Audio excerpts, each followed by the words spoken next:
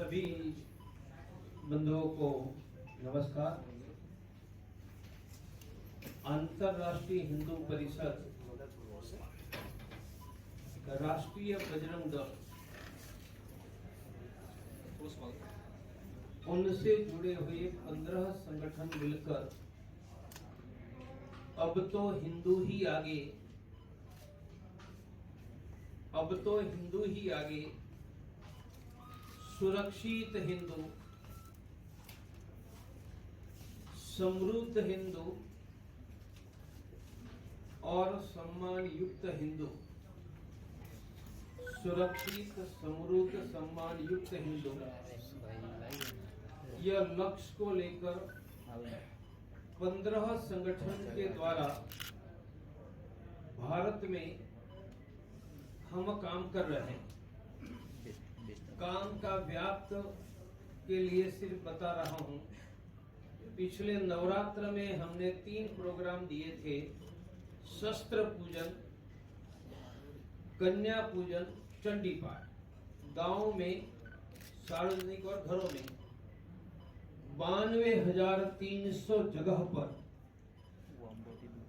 देश में हमने शस्त्र पूजन, कन्या पूजन, चंडी पाठ किया।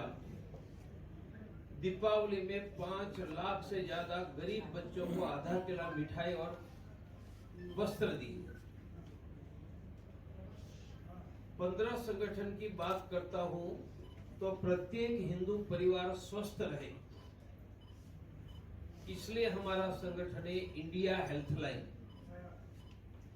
यह संगठन के साथ 10,000 से ज्यादा स्पेशलिस्ट डॉक्टर, स्पेशलिस्ट मानी MSMD, पर तो वही डॉक्टर जुड़े हैं जिनसे हर रोज एक गरीब हिंदू मरीज का मुफ्त इलाज करने का वादा किया है। 1 patient free per day.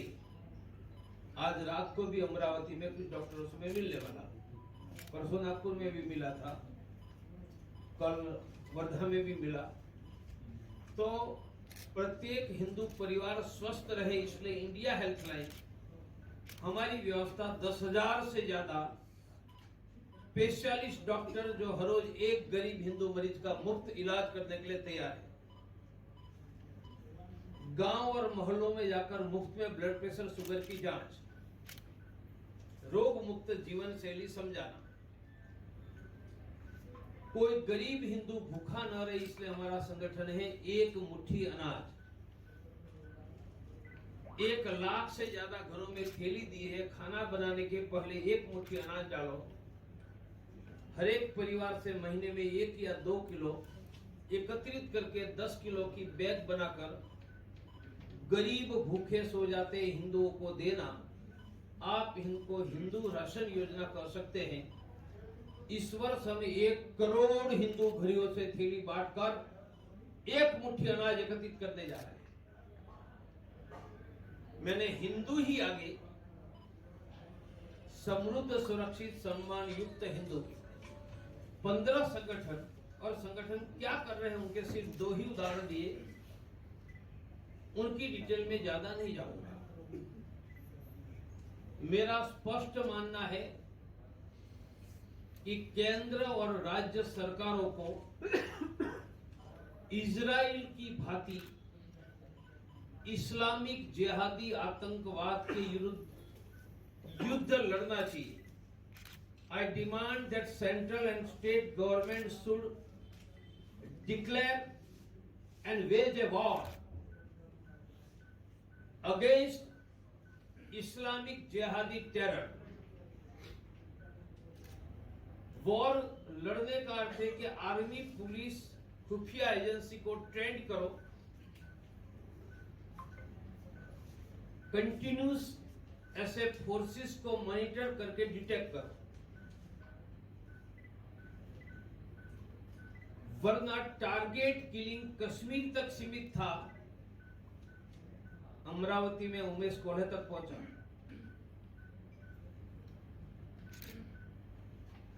Udaipur में कन्हैया तक पहुंचा। कर्नाटक में हर्ष प्रवीण नेतारू तक पहुंचा और गुजरात में किशन भरवाड़ तक पहुंचा है। मुझे डर है कि उनको रोका नहीं गया तो भारत के हर गांव टारगेट किलिंग के निशाने पर आ जाएगा।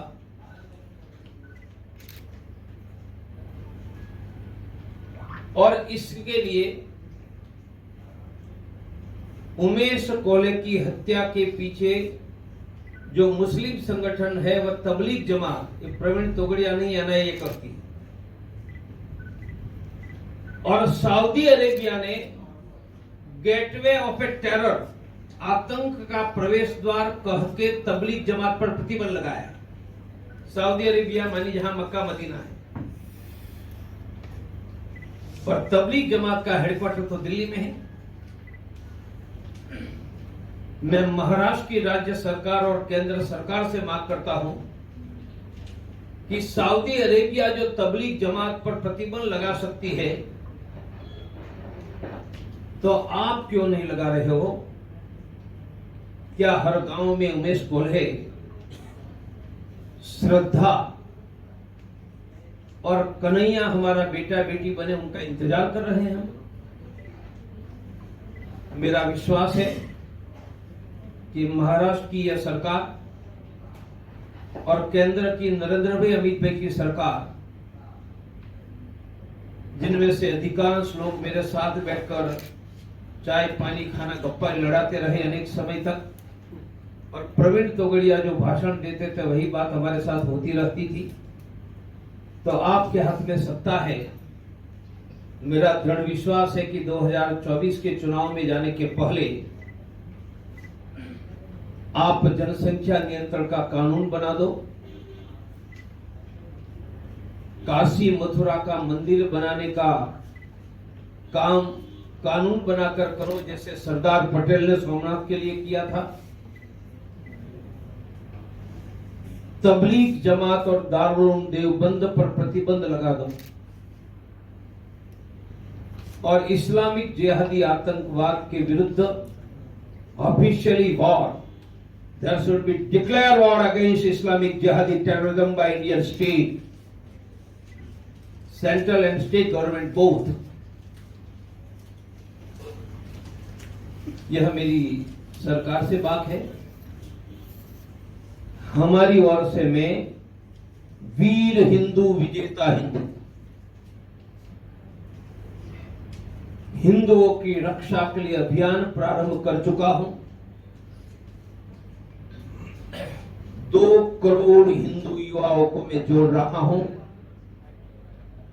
भारत के लाखों गांव और शहर की गलियों में। वह युवा त्रिशूल धारण करेंगे, हर रोज व्यायाम करेंगे, स्पोर्ट्स खेलेंगे, विजयादशमी पर शस्त्र पूजन करेंगे, मौका मिलेगा तो सेना पुलिस में भर्ती होंगे।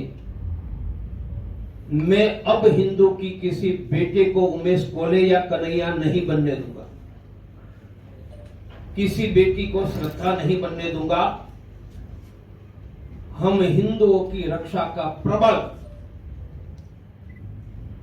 सामाजिक फोर्स भारत में खड़ा कर रहे हैं। धन्यवाद, मैंने मेरी बात पूरी की। आप पूछ सकते हैं के बाद क्या किसी जानकारी की आपकी? आपने जो भी बोला था, जो डॉक्टर्स लोग मिल रहे हैं, जो हर हिंदू के परिवार में जाके मुफ्त में उपचार करे, तो भाई इतनी कितनी संख्या हो गई है अभी? ऐसा है, ये काम मैं 10 साल से कर रहा हूँ। जिस शहर में गया, अकोला में गया, वर्धा में गया, वहां पहले से कहता हूँ 2, 5, 10 डॉक्टरों से मुझे मिला। कौन से डॉक्टर? MSMD, not MBBS। जो डॉक्टर मिलते हैं मुझे, नागपुर में भी 2 न्यूरो सर्जन, 2 हार्ट के डॉक्टर, कल कैंसर का ऑपरेशन करने वाले वर्धा में, उन सबसे मैं एक ही बात करता हूँ, आप मिले बहुत आनंद हुआ, मुझे वचन दो कि हर रोज एक हिंदू गरीब मरीज का मुफ्त में इलाज करेंगे। आप खुद भी करो, और मेरे पास में गरीब आएगा तो भेजूंगा, तो आप पैसे नहीं लोगे। अब तक मेरे पास 10,000 से ज्यादा हिंदुस्तान में डॉक्टर है। आज अमरावती में जोड़ूंगा, वह 10,100 के आगे बढ़ेगा। ये मेरी निरंतर प्रक्रिया है, डॉक्टरों को मिलकर जोड़ना। यह 10 साल का परिश्रम है। और उन्हीं डॉक्टरों को यह इंडिया हेल्थलाइन क्लब में जोड़ा है, जिनको मैं पर्सनली मिला हूं, वचन लिया है, और जिनका मोबाइल नंबर मेरे पास है। कोरोना के कारण कोरोना में फोकस थे। अब मैं अप्रैल से गरीब हिंदुओं को मुफ्त में डॉक्टर की सिस्टिंग शुरू कर रहा हूं। सर चल ही रही थी, पर 2 साल कोरोना पर ही ध्यान दिया। अब जनरल सभी लोगों के लिए सिस्टिंग उपलब्ध हो। बागेश्वर सरकार ने हिंदू राष्ट्र घोषित करने के लिए, किसने? बागेश्वर सरकार, आपका क्या है? होना ही चाहिए, और सभी हिंदुओं की यही मांग होनी चाहिए। जो 2 लोगों का नाम आपने लिया, बरसों तक आपके साथ रहते हुए यही बातों पे अमल करने की बातें आपके साथ चर्चाओं में होती थी। नहीं, परसों नहीं, आपने ठीक नहीं कहा। 1970 से कोई 10 साल की उम्र के थे, कोई समान उम्र के थे, साथ में बैठते थे, चाय खाते थे, गुजराती फाफड़ा गाठिया खाते थे, मेरे खेत में से आई सब्जी की बनाई हुई सब्जी खाते थे, और प्रवीण तोगड़िया जो सोच रहा है, बोल रहा है, वही बोलते थे। लेकिन सत्ता में आने के बाद कौन सी चीजें उनको प्रिवेंट कर रही है कि वो कर नहीं, मेरा दृढ़ विश्वास है कि नरेंद्र भाई, अमित भाई वो करेंगे ही। लेकिन अब 8 साल हो गए हैं, लेकिन हो नहीं सका। मेरा दृढ़ विश्वास अभी भी अखंड है कि वह जरूर करेंगे। लेकिन कब तक, कितने? और मैं तो कहा 2024 के चुनाव में जाने के पहले करके कितने दिखाओ। उमेश कुल्ले ऐसे अभी और जाएंगे? कितने उमेश कुल्ले की बलि देना पड़ेगा, वो भी तो सोचने की बात। यह मेरे लिए भी चिंता का विषय है। अभी आपने जो कहा कि डॉक्टरों को आप जोड़ रहे हैं या अनाज के जो गरीब लोगों को तबके तक पहुंचा रहे हैं, मेरा सवाल आपसे ये है कि ये तो जिम्मेदारी सरकार की है ना। जो सरकार क्या इसमें असफल है? जो हिंदुत्ववादी संगठनों को आना पड़ रहा है, क्या केंद्र की सरकार असफल है? क्या राज्य की सरकार असफल है कि लोगों को दवाइयाँ नहीं मिल रही, उनके ऊपर उपचार नहीं हो रहे? सरकार का काम अगर संगठन कर जाए तो फिर सरकार ने क्या करना चाहिए? कुछ काम ऐसे होते हैं सरकार को भी करना चाहिए, समाज को भी करना चाहिए।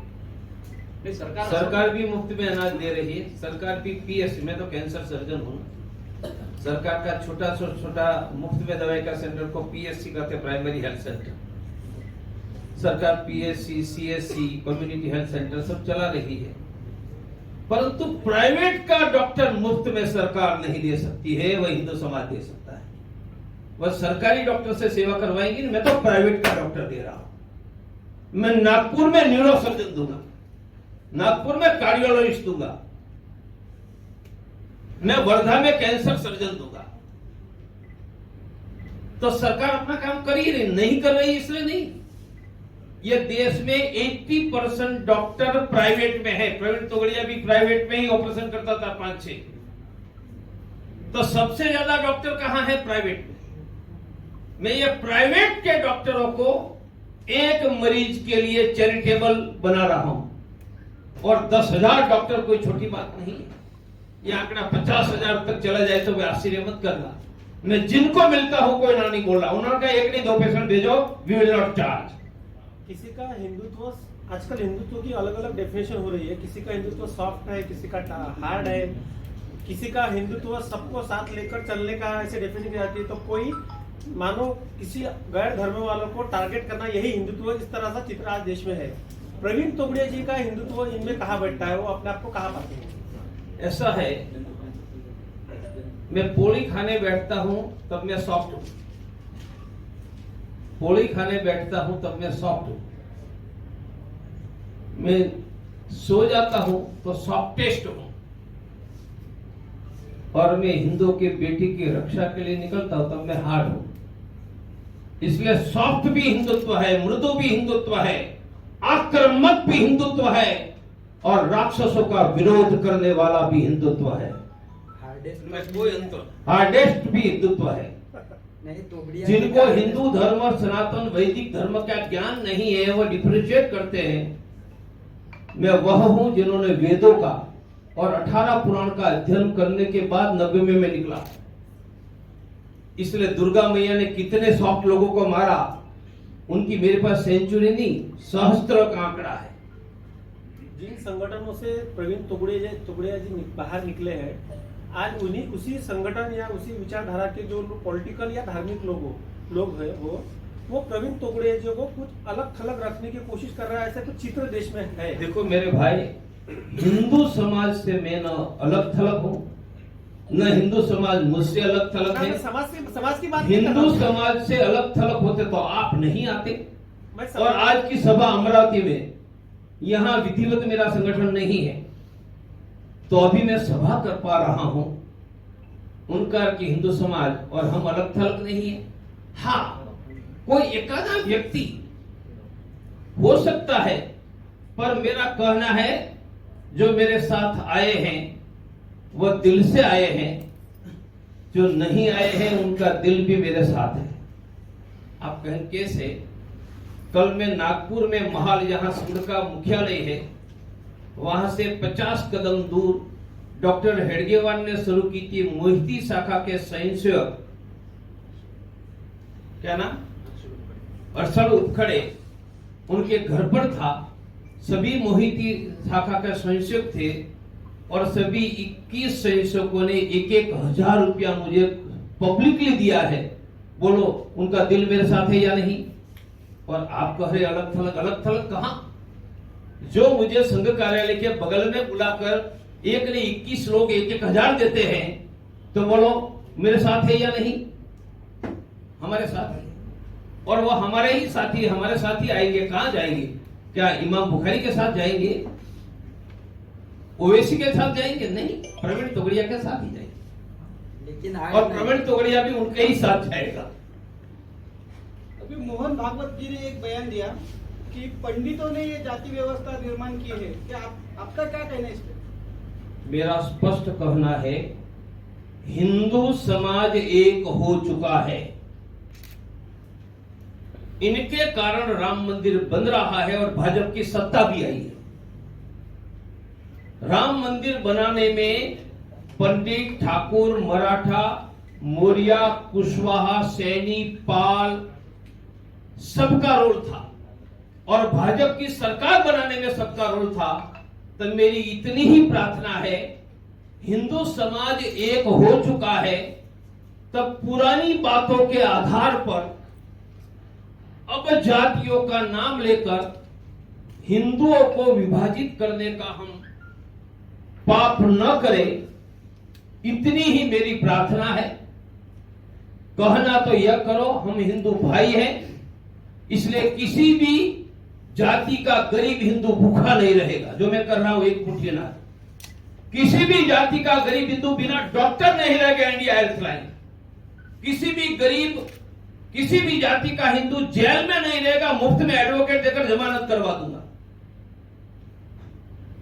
तो हमें आगे जाना है, पिछली बातों याद करना, पुराने घाव फिर से निकालना यह ठीक नहीं है। इतनी ही मेरी विनती है।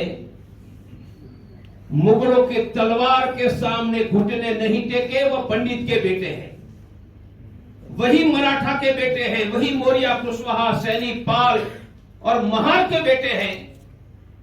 और इसलिए सभी जातियों के बेटे हमारे दिल के टुकड़े हैं। उनका गौरव, समृद्धि, सम्मान के लिए जीवन लगाना वही हिंदुत्व है। पुराने बातें, पुराने घाव निकालना, सच झूठ में मैं नहीं पढ़ता हूं, छोड़ दो। हम भी छोड़कर आगे निकल गए, वरना राम मंदिर नहीं बनता और केंद्र में भाजपा की सरकार भी नहीं आती।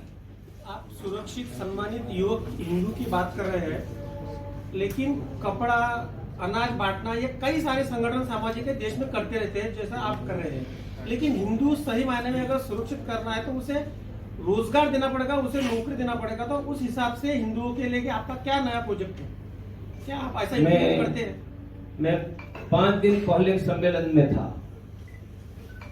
और 2 दिन पहले नागपुर में जो आए उनसे 3 मैंने वचन लिए। पहला वचन कि कोई गरीब भूखा नहीं रहेगा। गरीब आपके परिचित को 1 महीने का अन्न देने का तय करो। कोई गरीब बच्चा बिना फीस नहीं रहेगा। एक गरीब बच्चे की 1 महीने की फीस दो। और तीसरा कहा आप रोजगार दे सकते हो तो एक परिचित गरीब को रोजगार देने में मदद करो। मैं पूरे हिंदुस्तान में एक कैंपेन चला रहा हूं। ये 3 बातें कहा हमारी नजर के सामने मित्र संबंधी से ही जाति के बिरादरी के बाहर भी है, उनको मैं एक गरीब परिवार को 1 महीने का राशन दे सकता हूं, एक गरीब परिवार के बेटे बेटी को 1 महीने की फीस दे सकता हूं, एक व्यक्ति को रोजगार में मदद कर सकता हूं। यह कैंपेन ऑलरेडी मैं कर ही रहा हूं। राहुल गांधी, अखिलेश यादव या ममता बनर्जी इन दिनों चुनाव के दौर में मंदिरों में ज्यादातर दिख रहे हैं, इसकी क्या वजह है? एक और वही लोग जो है वो चुनाव के दरमियान किसी अस्पताल में या स्कूल में नहीं दिखते हैं, इसकी भी क्या वजह है? उनका कारण है कि वीर सावरकर ने जो सपना देखा था राजनीति का हिंदूकरण अब हो चुका है, और मेरा भी गिलहरी का योगदान है। इसलिए राहुल गांधी जनोई दिखाई कर कहता है मैं ही पक्का हिंदू हूं, और राहुल गांधी कहते मेरे जय सिया राम ही पक्का हिंदू है। आदित्यनाथ कहते मेरे जय श्री राम पक्का है। ममता बनर्जी तो कहती मैं मंच पर चंडी पाठ बोल तो आता है तो दिखाओ, और अखिलेश यादव कहता है मैंने हनुमान जी मंदिर बनाया है, दूसरे ने बनाया तो बताओ। और केजरीवाल कहता है रुपयों की नोट पर लक्ष्मी गणेश जी। तो राजनीति का हिंदूकरण हो चुका है। अब कहीं थोड़ा हरा है वह भी हट जाएगा, और चारों ओर भगवा भगवा ही दिखाई देगा। भाजपा के 2 टर्म हो गए हैं सरकार में, केंद्र सरकार में। क्या मानते हैं आप? फेल्यूर मानते हैं, अच्छा मानते हैं, किस प्रकार देखते हैं उसको?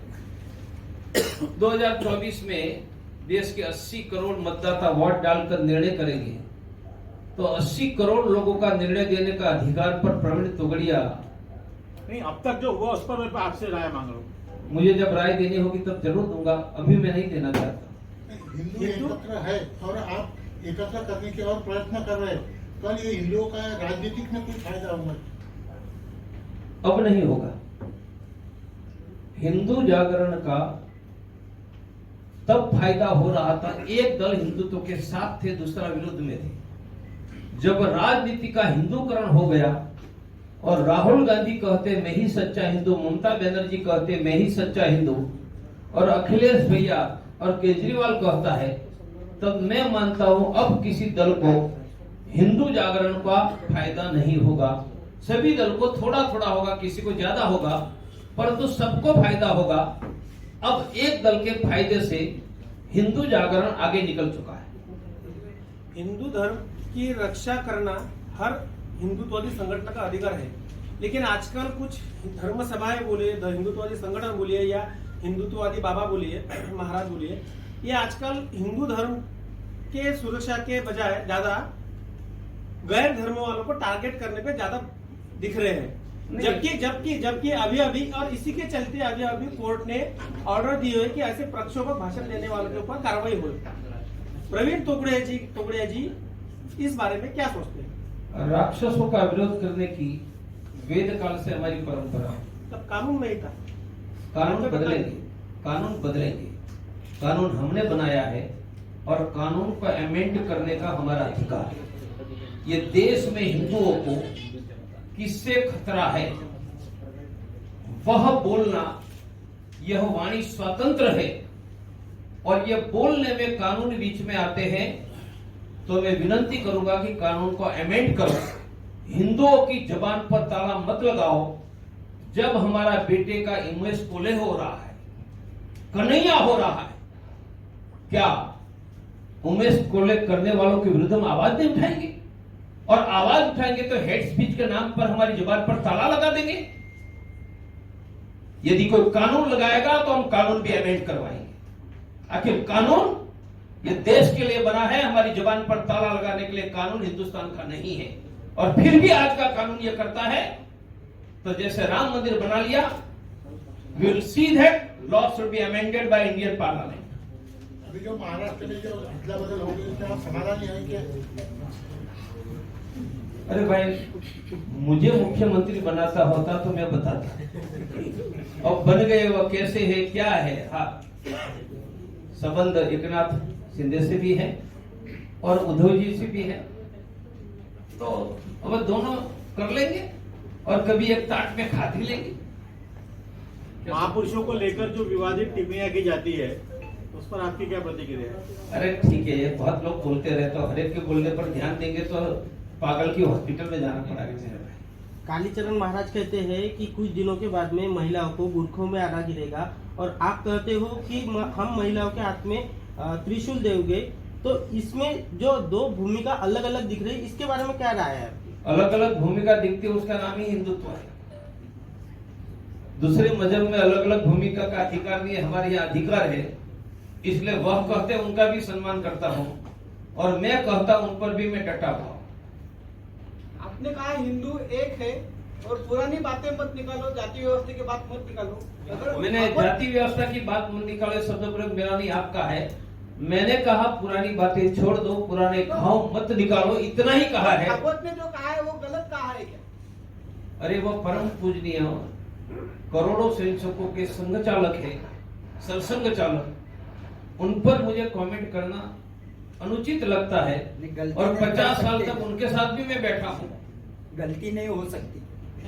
इससे पहले मैंने वो नहीं कहा, वो आपका शब्द है। उन्होंने इससे पहले परम इस तरह का पूज्य सरसंघ चालक पर कमेंट करना उचित नहीं है, इतना ही मुझे करना है। मैंने मेरी बात कही कि अब हिंदुओं को जातियों में बांटने का काम कृपया न हो, पुराने घाव न खड़ा करें। उनकी जगह सभी जाति के गरीब हिंदुओं को शिक्षा, स्वास्थ्य, रोजगार, उन पर ध्यान देंगे तो कहीं जाति की बात थोड़ी बहुत रही है, वह भी हिंदू एकता में समाहित हो जाएगी। लेकिन सभी जातियों के हिंदू को खिलाओ भाई, शिक्षा दो, स्वास्थ्य दो, रोजगार दो। पुरानी बातें याद करने से शिक्षा, स्वास्थ्य, रोजगार नहीं मिलने वाला है। सर, अमरावती का वातावरण कुछ दिनों से ऐसा रहा है कि जिसको हनुमान चालीसा आती है वही हिंदू है, और जो नहीं आता उसको नहीं है, वो हिंदू नहीं है क्या? फिर या फिर आपका क्या हनुमान कहना चालीसा है? आता है वो भी हिंदू है, नहीं आता भी हिंदू है, मंदिर जाता है वो भी हिंदू है, नहीं जाता भी हिंदू है। फिर भी मैं कहूंगा कि हनुमान चालीसा सीखो।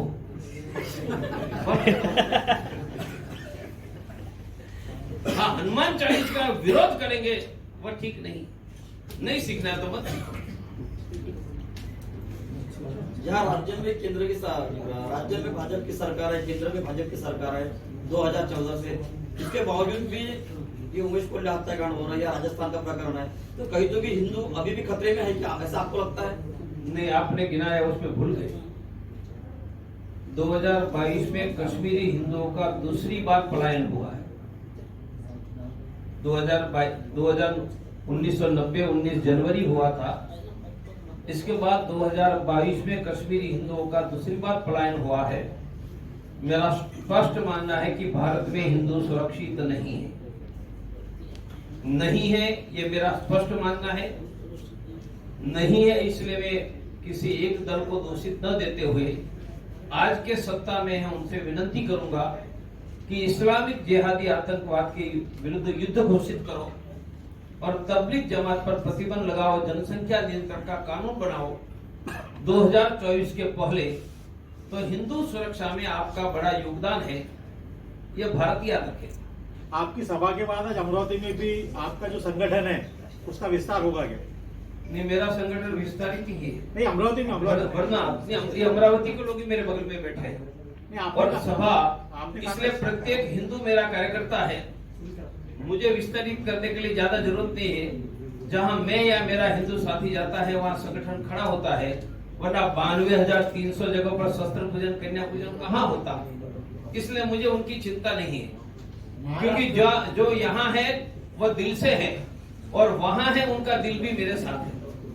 महाराष्ट्र में हिंदुओं का राज है, मगर ज्यादा से ज्यादा काश्तकार यानी शेतकरी आत्महत्या कर रहे हैं, तो उसमें सब हिंदू ही मर रहे हैं। इसके लिए आप क्या कर रहे हैं? हाँ, मैंने कल एक नारा बुलाया था, कहीं छपा होगा, फसल हमारी दाम तुम्हारा नहीं चलेगा, नहीं चलेगा। फसल हमारी दाम हमारा यही चलेगा, यही चलेगा।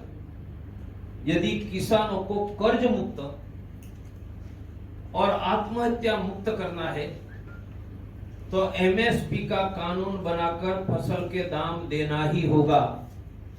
और यहाँ बहुत बंधु के लिए आपने मुझे हिंदू लीडर के नाते देखा है, थोड़ा बहुत कैंसर सर्जन के नाते।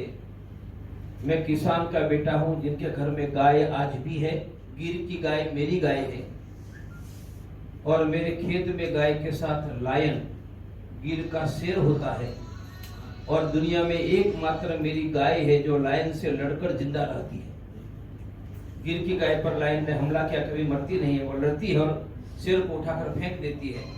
इसलिए मैं किसान का ही बेटा हूं, मैं दर्द समझता हूं। राम मंदिर नहीं बनाता तब मेरी एनर्जी का 90% हिस्सा वहां लगा था, फिर भी 10,000 डॉक्टर जोड़े। अब मेरे पास बहुत समय है, इसलिए गरीबों को अनाज, एक मुट्ठी अनाज, गरीबों को डॉक्टर, छात्रों में शिक्षा के साथ रोजगार, शिक्षा के बाद नहीं, पढ़ते पढ़ते रोजगार नौकरी करके फीस भरे ताकि माँ बाप को फीस के पैसे न देने पड़े। ये अमेरिकन यूरोपियन कंसेप्ट है। मेरे 2 भतीजे अमेरिका में हैं। 6 महीने की फीस गुजरात में एकत्रित करके देते हैं, फिर क्यों नहीं देनी पड़ती है? 3 महीने के बाद वहां नौकरी करने लगता है पढ़ते पढ़ते, और पूरी नौकरी की फीस में से पढ़ाई करता है। मैं भारत में हर बच्चों को एजुकेशन के साथ रोजगार की सिस्टम लिंक और प्रारंभ में सरकार में मैं करने जा रहा हूँ। इसलिए मेरा संगठन है राष्ट्रीय छात्र परिषद, 15 संगठन। और फसल हमारी दाम तुम्हारा नहीं चलेगा, नहीं चलेगा। फसल हमारी दाम हमारा यही चलेगा, यही चलेगा। ये मेरा संगठन राष्ट्रीय किसान परिषद।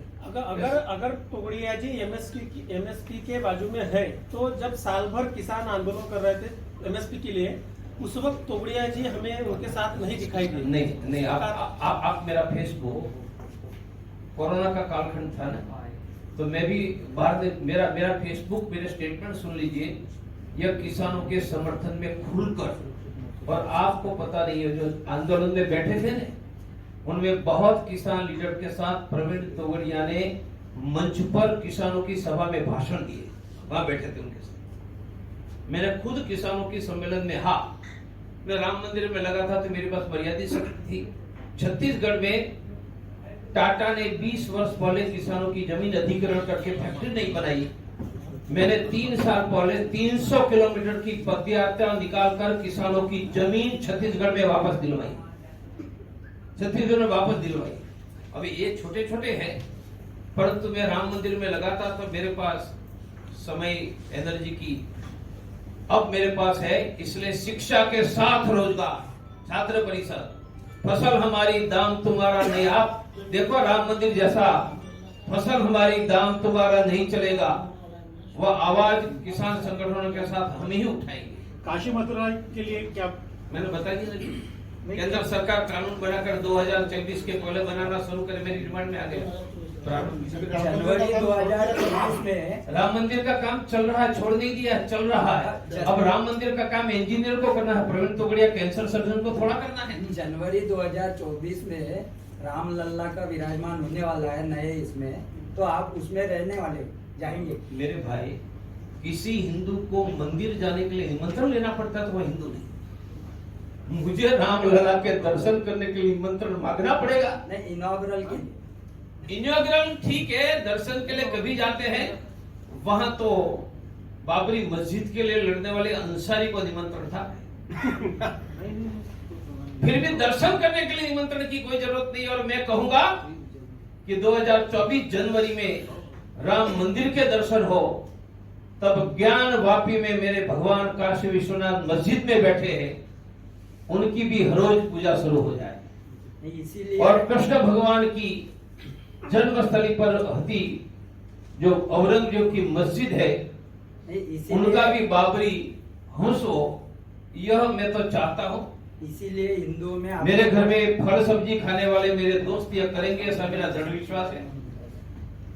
जिस तरह राम जन्मभूमि के लिए आंदोलन किया, रथ यात्रा निकाली, उसी तरह मथुरा काशी के लिए कुछ प्रोग्राम बना है, आंदोलन या? मुझे लगता है कि ऐसा आंदोलन नहीं करना पड़ेगा, बिना आंदोलन हो जाए। आंदोलन करना पड़ेगा तो किसानों को फसल के दाम दिलाने के लिए करना पड़ेगा। आंदोलन करना पड़ेगा तो छात्रों को पढ़ते पढ़ते रोजगार के लिए करना पड़ेगा। अब काशी मथुरा तो ऐसे ही चुटकी में हो जाएगा। इसमें कुछ दिन पहले तुगड़ा जी असुरक्षित मान रहे थे, आप सुरक्षित है क्या? क्या कहा? बीच में कुछ दिनों में आप बोल रहे थे कि मैं असुरक्षित हूँ। नहीं, ऐसा मैंने कभी नहीं कहा। पूरा मेरा एक भी स्टेटमेंट, प्रवीण तोगड़िया ने 25 साल की उम्र में निकला तब से असुरक्षा की बात नहीं की है। दूसरे ने कहा छोड़ दो, मैंने न सुरक्षा मांगी है न असुरक्षा की बात की है, और जीवन और मृत्यु भगवान के हाथ में है, उसका मुझे दृढ़ विश्वास है। इसलिए न मैं असुरक्षित हूं, मुझे भगवान का सुरक्षा का कवच सदैव प्राप्त है। धन्यवाद, बहुत हो गया। Thank you very much.